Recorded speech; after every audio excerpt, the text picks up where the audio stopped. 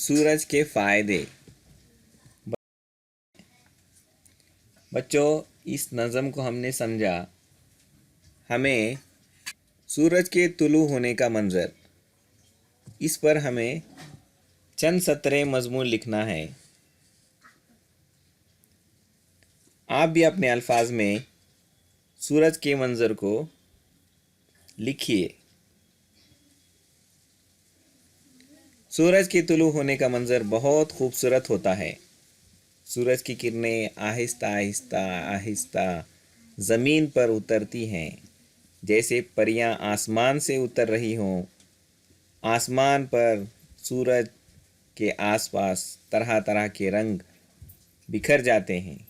آہستہ آہستہ اندھیرا چھٹتا جاتا ہے اور ہر طرف اجالا ہے۔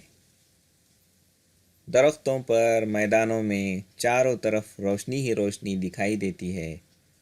سورج کی پہلی کرن جب زمین پر گھاس پر پڑتی ہیں تو گھاس پر شبنم کی بوندیں موتیوں کی طرح چمکنے لگتی ہیں۔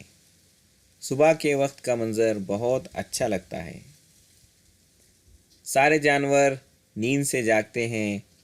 ہر جانور اپنی بولی میں خدا کی تسبیح بیان کرتا ہے۔ سورج طلوع ہونے کے وقت میں ٹھنڈی ہوا چلتی ہے۔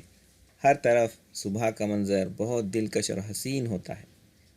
جو شخص ایک مرتبہ اسے دیکھ لے، وہ روزانہ اس منظر کو دیکھنے کے لیے صبح جلدی اٹھتا ہے۔ ہمیں بھی صبح کا منظر دیکھنے کے لیے ہر روز صبح جلدی اٹھنا چاہیے۔